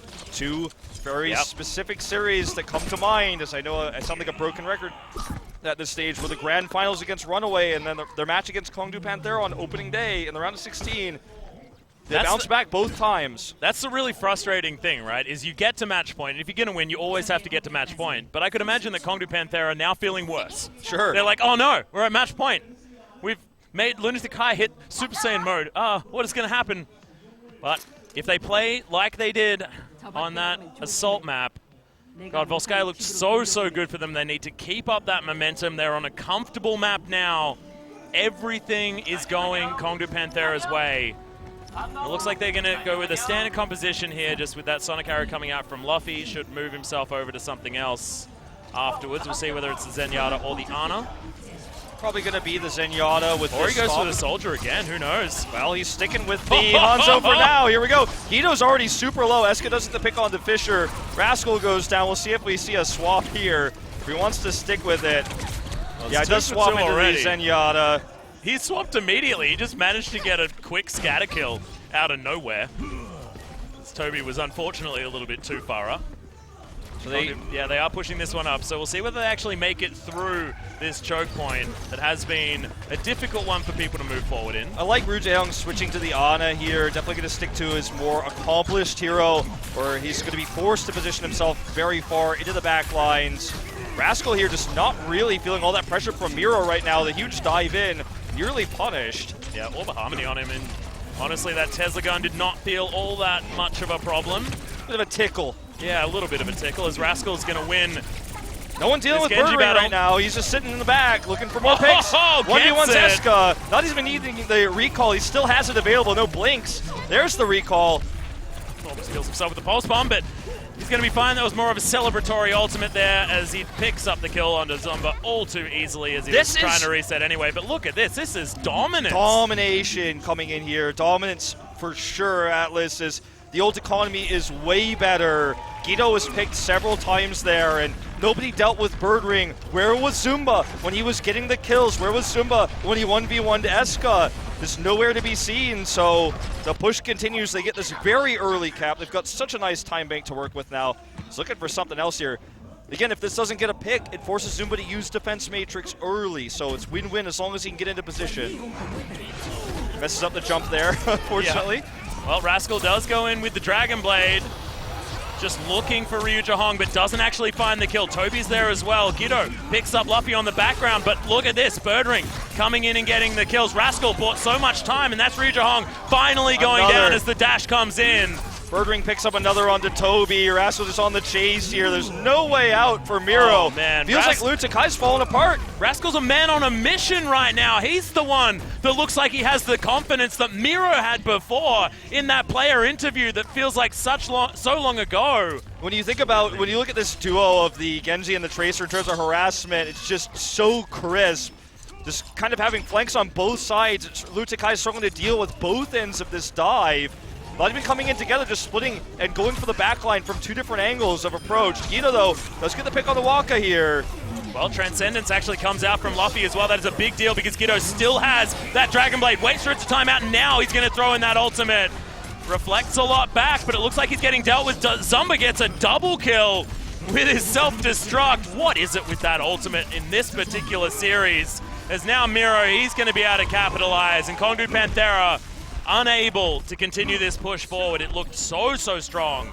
But finally, Lunatic-Hai find themselves some semblance of stability. Just felt like a really unnecessary Transcendence coming in from Luffy. Yeah. There was nothing to follow up with it, and so that was a moment where I think he Guido was trying like, to save Waka Waka, but just didn't get it in time, and then it was a waste. and there was no way they were going to push that to the checkpoint, so it felt like it was like Guido said, okay, I guess you guys are going to commit to the Transcendence, so it felt like a trap set up from within Panthera. Here's the Dragon Blade from Rascal without the Transcendence to pair with it. Does it matter, though? It looks like no, it doesn't. Gets the kill onto Eska, and already Void and Birdring, they've done all of the work elsewhere because the Dragon Blade came in, and it needed to be dealt with.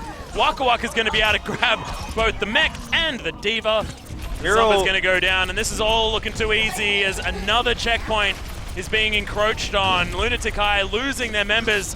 Finally, they are going to get at least one back as self-destruct comes in. That's going to buy a lot of space. Miro is the pick. That is so dangerous as Eska finds himself attack visor, but not going to be able to get too many kills as everyone makes their way around the side. Sound barrier coming in now for Lunatic-Hai. Really want to move this off this point. Void with the protection. Getting a lot of damage, yeah.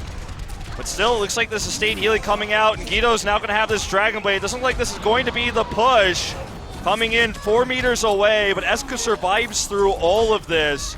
Well, Fish is going to get angry and throws down the Primal Rage as Guido just takes down Waka Waka. There's another one. Birdring's going to fall, and Toby's going to pick off Fisher. So finally, again, Lunatic-Hai stave off Kongdu Panthera, and this is a very difficult place to attack. Yeah, the long right respawns, on the doorstep. Yeah, the long respawns before you get the new spawning room. And also, you know, when you talk about the stress, the pressure of trying to close out a match like this, I feel like the coordination is falling apart a little bit on the side of Panthera as we're seeing ults used desynced. Why was Fisher ulting there at the end? Why were we seeing the commitment to the Transcendence? These small mistakes starting to stack up here when they're just so desperately looking for blood here on this capture. Well, Birdring is going to find a pulse bomb. We'll look for a pulse bomb anyway as Transcendence is actually thrown in from Luffy. Guido is going to take down Rascal immediately though. And he just used his Dragon Blade at the same time. Ryu Jahong somehow kills himself. As Miro's going to take down Luffy on the back end. Lunatic-Hai still winning this battle theoretically, but Luffy's going to respawn. He's going to make his way back towards this point, while Kongdu Panthera still have a man advantage currently in the area.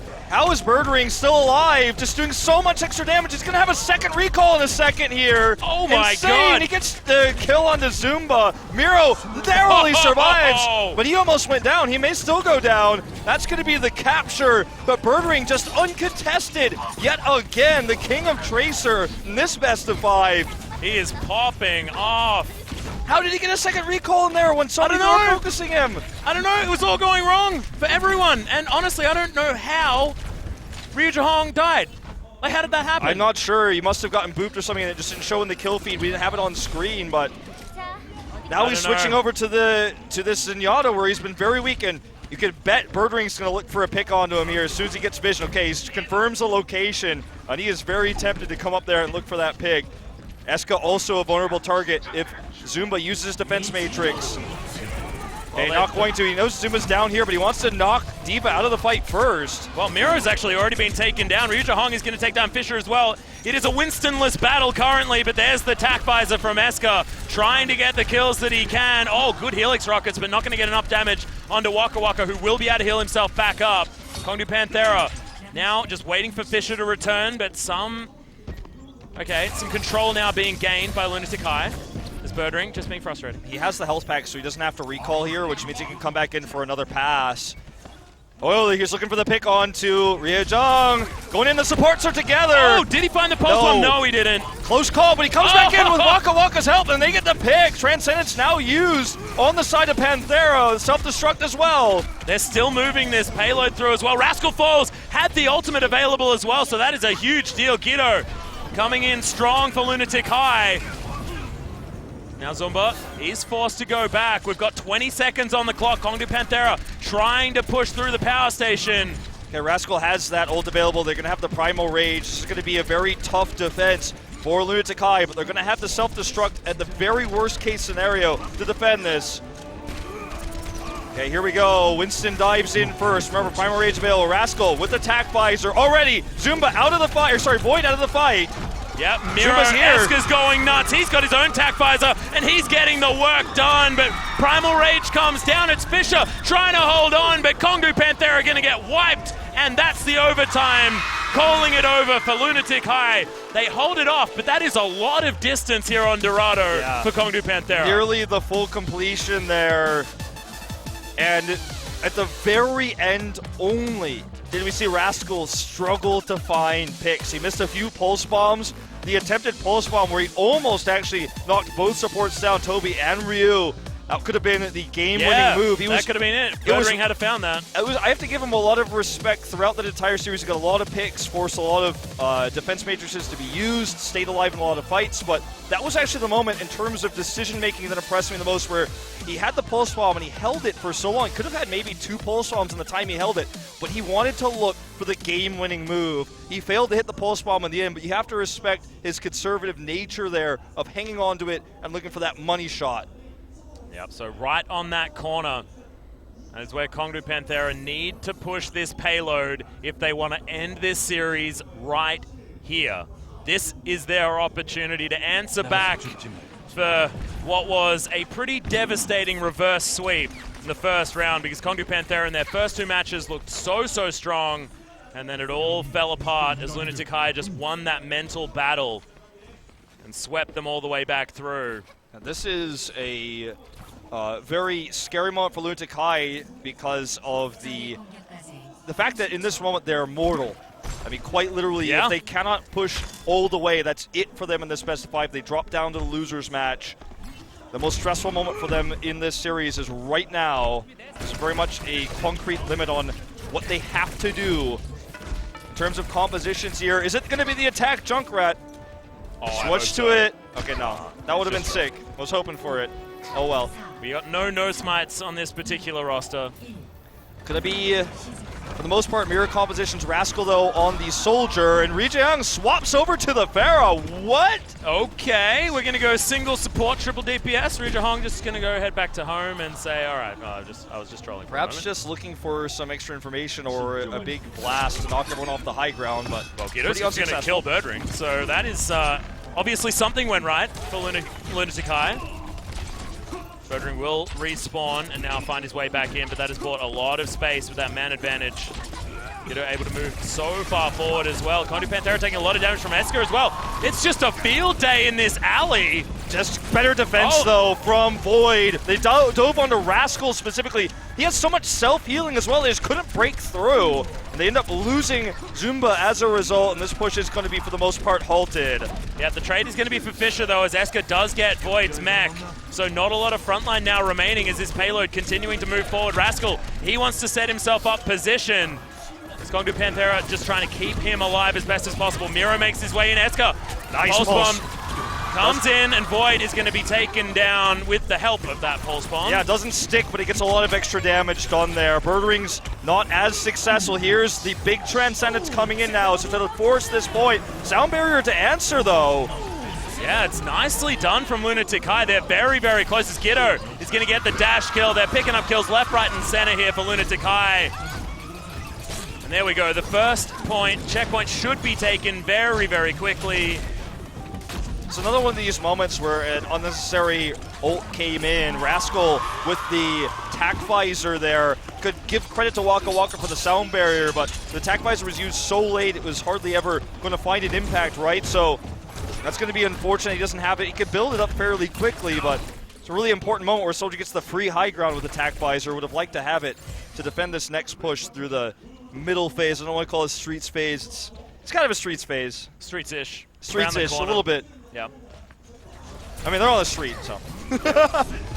Often when you're pushing a cart through something, it has to be some kind of street. But look at this, Giddo. He's going nuts. He's got himself the Dragon Blade in, and he's taken down Waka Waka already. Transcendence from Luffy. He's going to try and deny it, but it's just not good enough as Esker picks his moment and takes down Rascal exactly when he needs to. This is the Esker that's on point. This is the Esker the fans have been looking for all best of 5. Good track here.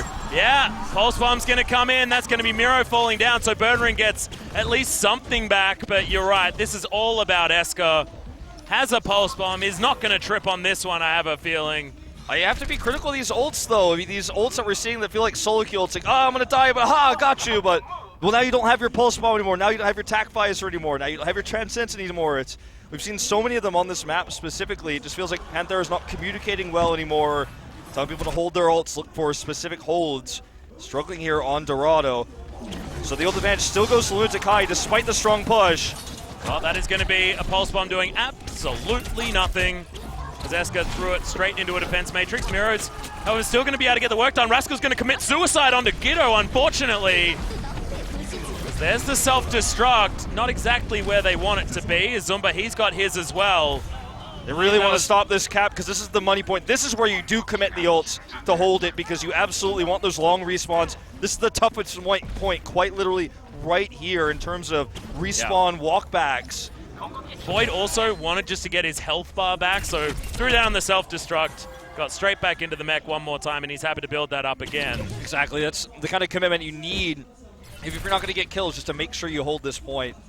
And also now getting the control of all of these flanks that Birdring has an opportunity to get to is Giddo. He's going to jump in.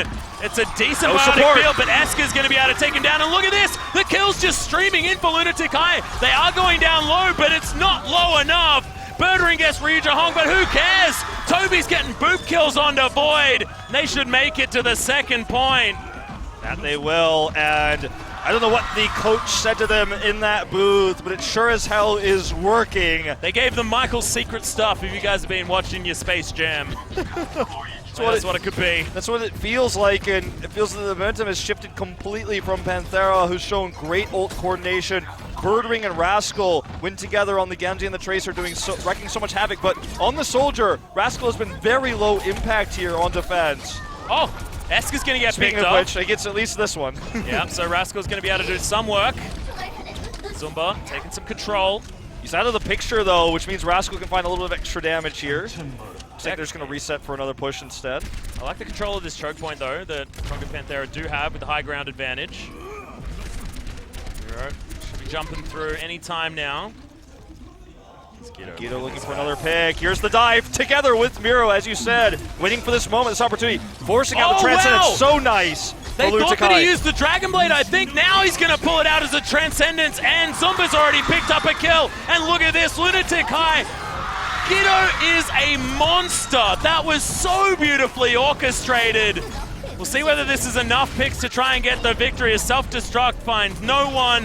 Fisher takes down Ryu Jahong, but Esker's still there. He's going to punish the monkey for that one. As Zumba's going to reset his health bar on his mech by using a self-destruct of his own. Kongdu Panthera, they do have the sound barrier to try and help themselves out as Rascal tried to get some kills back, but Guido's dealt with Void, and finally, Rascal sends him to the death chamber. Such a beautiful use there of the harassment coming up from Guido, forcing the Transcendence, waiting for the Dragon Blade right after that. Coordination way better right now for Lunatic-Hai.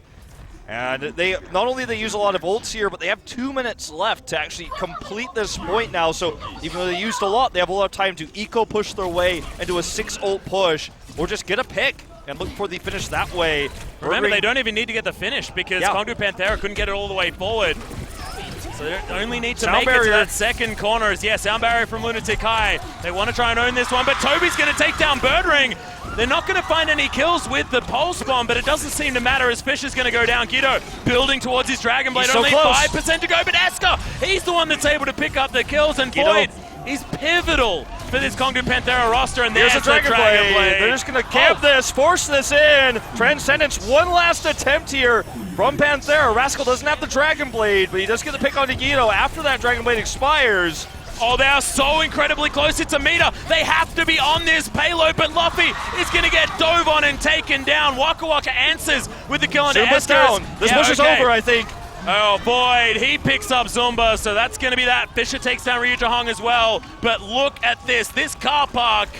Lunatic-Hai saw blood in the water. They committed so much to that, including the Dragon Blade. That's the most important part. Now they're not going to have that, and 2 minutes becomes 35 seconds. Exactly right, and we've got Void's infamous self-destruct to get them off this. Plus the Sound Barrier, the Primal Rage, the Dragon Blade, so many defensive tactics here. Lunatic-Hai may have gotten a little bit ahead of themselves here. 23 seconds left to go. And remember, last time this was with a pick on Birdring very early on. He's going to recall his way back. Pulse Bomb comes in. Eden. Oh, it's Eden immediately. Kongdu Panthera, they have themselves all of the tools to work with. Void even gets the self-destruct kill on Guido of all people. Kongdu Panthera could have just written this script right here. The time ticks down. That is going to be it. If no one can get on this point, they're rushing through. No one's nearby. The crowd is silent because this time Panthera will seal the deal. They will take the 3-1 victory. They are pumped up. And what a series to bring it back there. Handling that aggressive push. Lunatic-Hai saw blood in the water. Guido spawn capping with the Dragon Blade. They committed so many ults. But then, when it didn't come through, when it didn't work out at the end, Zumba goes down. Panthera has the ult advantage. The Sound Barrier, the self-destructs, the Dragon Blades. So well done. An overcommit by Lunatic-Hai in that last moment. And Panthera has got to be happy about this one. You can see it on their faces. Happiest little Sailor Moons I have ever seen, Wolf. And I just want to have a shout out to the level of Overwatch that we just witnessed. Even if you just isolate that particular Dorado with the ultimate tactics, with waiting until you can bait out certain ults and making sure that you can utilize them, just because, things like Transcendence, that is going to be the counter to the Dragon Blade. Everyone knows that. So Luffy sees this Genji dive in to try and kill him, right? And he's like, well, better press the Q button. But Guido knows that already, holds onto that Dragon Blade. But then it's all about timing. And Kongdu Panthera, they hold on without having to invest the ultimates because they know they'll need them. It got to the very end and just couldn't push at that extra distance, and enough kills were committed so you weren't going to get any stream-in kills. Just stunning out of Kongdu Panthera. And look at this, Miro, it's not the confidence that we see on this man's face. No, it certainly is not. And it's going to be them facing off against Combox Spirit next time around. So LW Blue waiting for Kongdu Panthera, and that is going to be a sick matchup. I mean, when you look at Combox as well, they've been a team that's so much unpredictable, so difficult to prepare for. So really frustrating. And, the crowd is mostly silent, as, 80% of the people in the crowd are Lunatic-Hai fans. And this is heartbreaking. The crowd was blowing up when it looked like they were going to finish. People were jumping out of their seats, but it just isn't over till it's over. And I feel like the big holes in the play of Lunatic-Hai today were absolutely on Ryu Jahong. Positioning mistakes, weak accuracy, just getting punished forcing Zumba out of position. When you look at Zumba, you look at him alone, it may look like he's made a lot of mistakes in terms of defense matrix usage, but when you have two good harassments coming out from Rascal and Birdring at the same time, and you're forced to back off and protect one of your teammates who's out of position, you look weak in that moment because you keep getting picked off, but if you don't protect Ryu Jong, he just dies anyways. So some coordination, or not coordination, positioning mistakes from Lunatic-Hai. The coordination to defend those positioning mistakes was good, but it always gave the advantage to Panthera in those fights, especially on the defense. But I think a lot of it comes down to the fact that, yes, Kongdu Panthera are this team that have such incredible DPS players. Like, the level of mechanical skill for these guys is off the charts, and you can just see what they're capable of when they can get that coordination. It's almost like no one can stand up to them. I can't wait for a Freak of Freaks Blue or LW Blue, which we are going to see, face off against this team because they've been isolated away from these other challenges, and that will be so epic. So going back, a Freak of Freaks Blue, clean sweep over Meta Athena, who still have some questions to be answered as far as their play is concerned, but Lunatic-Hai still looked good. They still looked like their Season 2 championship selves, but just felt like Kongdu Panthera finally found that secret stuff that they needed, especially on Dorado. They got over the hump. I feel like when you go back and watch the series between them in the round of 16, it looked like overall they were the better team, but they couldn't actually execute when it mattered. Today they struggled, even on Dorado, in a very similar situation, but when it mattered most, they're on the defense at the end. They came through. So, as mentioned, for Group A, Envious will face off against Meta Athena and losers match. The rematch. I'm hyped about that one. And then X6 will face a Freak of Freaks Blue. They already 3-0'd them before. They're 12-0 this season now. They're looking to make it 15. They could have a flawless run to the finals if they keep this up. Could you imagine that? A Freak of Freaks Blue just don't lose and then, like, flawlessly enter the finals and just demolish that one as well. I don't know. I feel like that would be, like, kind of awful because it's all one-sided matches, but it would be phenomenal if they were able to keep that one up. Against some of these teams, though, it will be very difficult. You've got LW Blue versus Kongdu Panthera in our winners side of the bracket, and then Combox Spirit, our wild cards, up against Lunatic-Hai, our Season 2 champions. That will be an interesting matchup, but I cannot wait for LW Blue to take on Kongdu Panthera because both of these teams have looked very, very good, and after Kongdu Panthera's 3-1 victory that we just witnessed, LW Blue is going to be one hell of an opponent for this team. I mean, it looks like that almost feels like a preview to the finals or something like that. Like, how can that match disappoint? So here's our schedules, of course, on Friday. So those matches we talked about, the winners matches will be on Friday. The losers matches, if you're an Envious fan and you're wondering when will they be playing, when will they have that rematch against Meta Athena, those of course will be on Tuesday. But the highlight matches, the winners, of course, of the two we just saw on screen there, will go directly to the semifinals. So big night on Friday. Oh man, and we're really coming, when you've got 16 teams in a tournament like this, when you finally get these teams floating to the top, the strong ones that have really stood out, a Freak of Freaks Blue undefeated, LW Blue looking very, very strong as well, and then of course, Lunatic-Hai, Kongdu Panthera. There are so many of these names that I really, really want to see face off. I cannot wait for Kongdu Panthera versus LW Blue. Already mentioned it, but the rematch between X6 and a Freak of Freaks Blue to see whether we've got 15-0 and Meta Athena versus... Oh, everything is good here at Apex Season 3, ladies and gentlemen. We will see you back here on Friday, though. Have a good night.